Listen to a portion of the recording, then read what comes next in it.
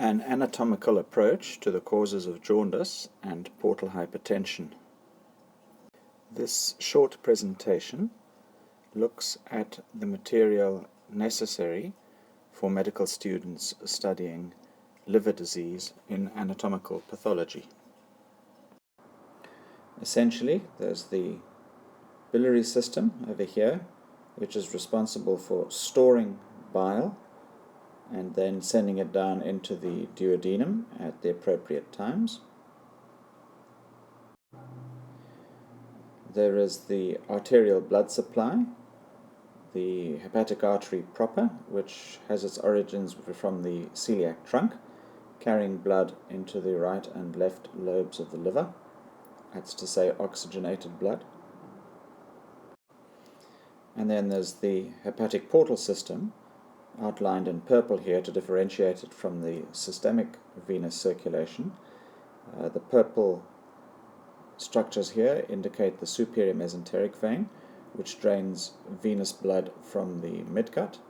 The inferior mesenteric vein, draining blood from the hindgut. Usually the interior mesenteric vein joins directly into the splenic vein running from the spleen, but it can on occasion join in at the intersection between the splenic vein and the superior mesenteric vein, or even drain directly into the superior mesenteric vein. However, in classical descriptions, the superior mesenteric vein joins up with the splenic vein, and that runs up to form the portal vein going into the liver. The splenic vein and the portal vein drain the derivatives of the foregut directly that go into the portal system.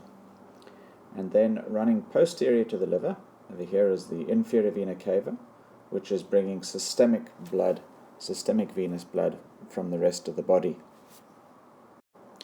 As a reminder, the biliary system, the arterial system, and the portal vein, these three structures run in the free edge of the lesser omentum, which you will recall runs as a layer of double peritoneum going from the liver down to the stomach on the lesser curvature of the stomach.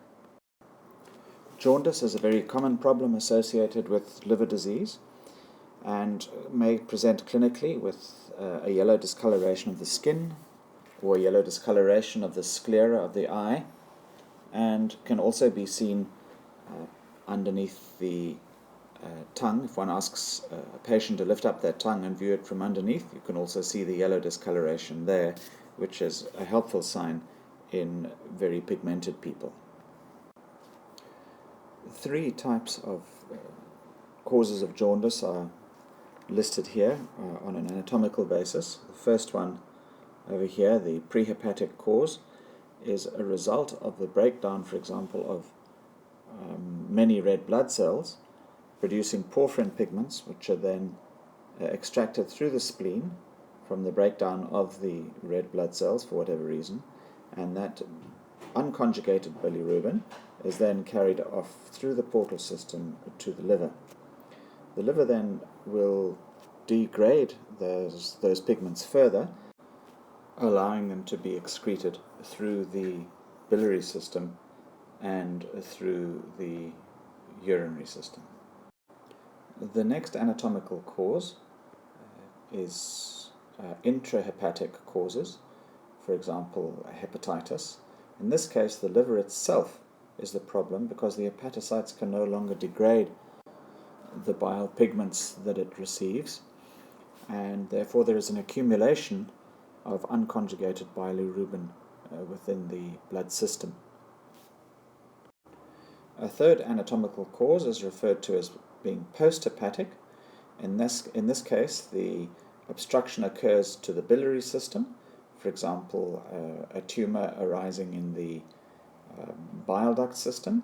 The commonest one that we see there is probably the head of pancreas tumor, where the common bile duct will run through the head of the pancreas, and a tumor will then obstruct it, causing back pressure on the fluids within the biliary system, proximal to where the tumor is, and resulting in dilatation or an enlargement of the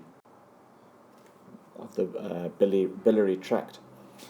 This is sometimes referred to as surgical jaundice, and can be quite easily diagnosed by performing an ultrasound over the liver region and seeing that the bile ducts are indeed dilated. Another common form of disease associated with the liver is that of portal hypertension, in which the pressure of blood as it is draining through the portal system towards the liver is dramatically increased as a result of an obstruction to the system, thus resulting in a build-up of blood in these tubes and an increase in back pressure from wherever the veins of the portal system may be coming from. While continuing to use the anatomical approach, one form of portal hypertension may be a consequence of obstruction to the portal vein itself, with the development of portal vein thrombosis, thus preventing blood draining into the liver and resulting in back pressure down into the portal system from where the veins originate. There are many causes of portal vein thrombosis, which I'm sure will be tackled with you in your pathology section. The next step that we could look at is the intrahepatic cause of portal hypertension, the commonest being cirrhosis. Of course, there are many causes of cirrhosis, alcohol being one, and a very common one, but there are other causes. And the resultant destruction of liver architecture impedes the flow of blood coming from the portal system, running through the liver sinusoids in order to exit through into the inferior vena cava, and that obstruction then results in increased pressure of blood in the portal system. And then a third type can occur after the liver. In this case, it's referred to as post-sinusoidal, a syndrome known as the Budd-Chiari syndrome, in which there is an obstruction of blood flow in the hepatic veins draining into the inferior vena cava, results again in increased pressure within the liver, which gets transmitted back into the portal system, again giving rise to portal hypertension. Budd-Chiari syndrome may arise as a consequence of thrombosis within the hepatic veins, or there may be some compression by an outside structure, such as a tumor.